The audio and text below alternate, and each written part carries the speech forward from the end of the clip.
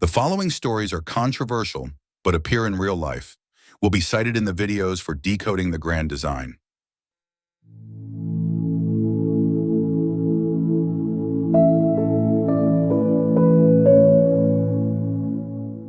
Story 1. The Trolley Story. The trolley story has been taught at some famous universities. A trolley is hurtling down a track toward 5 people. There is so much noise that they can't hear the trolley coming. You're on a footbridge overlooking the track, and near you on the bridge is a fat man. If you push him over the bridge and onto the track, his body will stop the train, saving 5 lives, although he will die. What should you do? During the COVID-19 pandemic, we have seen the trolley story in the real life.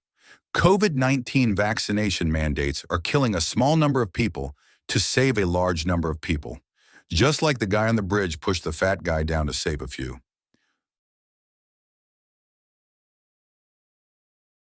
Story 2. The Snake's Rights. On a beautiful day, I was startled to find that there was a snake in my house. It seemed to be looking for food. My mother, a person affected by the karuna in Buddhism, did not want to kill the snake. She just wanted to scare it away from our house. She took a stick and tried to gently push the snake out of the house. But the snake got startled, reared up its head, struck a pose, and was ready to fight. Realizing the danger of the snake, I decided to act. My attitude was different from my mother's because I have a different view of karuna from my mother. With a serious face, I held out a weapon toward the snake, intending to kill it. I noted that the Wildlife Rescue Service was not available in my area, so you have the right to decide the fate of any animal you encounter. The snake took approximately 4 seconds to observe everything and seemed to realize the correlation of forces was not in its favor in this fight. It ran into a messy pile of things. I continued to follow its trail to track it down. I did not want to see it in my beloved home anymore.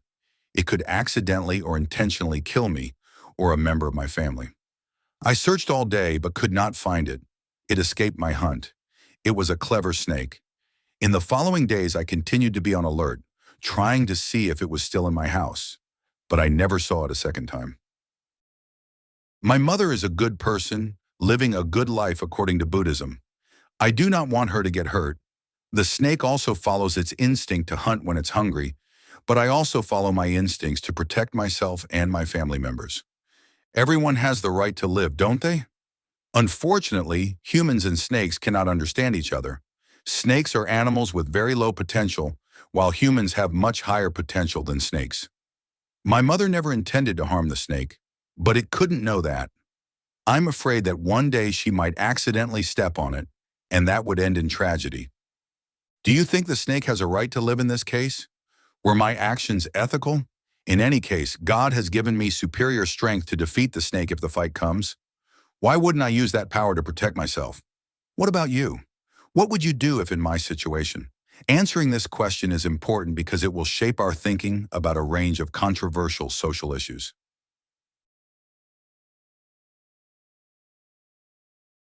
Story 3. Superstition in the Pigeon. Superstition in the Pigeon was an experiment by the psychologist B.F. Skinner, 1904 to 1990. You can read the entire experiment on the internet. It is summarized as follows. A hungry pigeon is in a closed cage. In the cage, a door shields the pigeon from a bowl of seeds. The door shield is controlled by a timer. When a timer opens the door every 20 seconds, the pigeon starts to wonder, what did I do to deserve this? If it was flipping its wings when the door opened, it will continue to flap its wings, convinced that its actions have a decisive influence on what happens.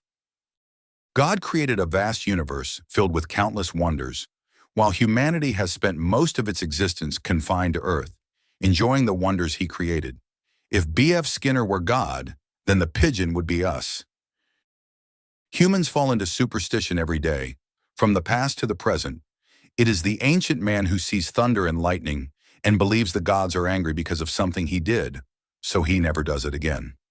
It is the stock trader who profits during a bull market and concludes that he is a genius.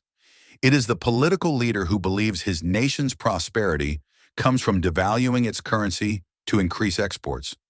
It is the dictator who believes he is wise because everyone agrees with him and no one dares to challenge him. Story 4. Leisuremen, Businessmen, and the Definition of a Happy Life. On a clear day at the beach, a billionaire businessman, who I will call Businessman, who owns a fishing company is taking a vacation and meets another guy who is 30 years old and fishing in a very relaxed style, who I will call Leisuremen. The following conversation ensues.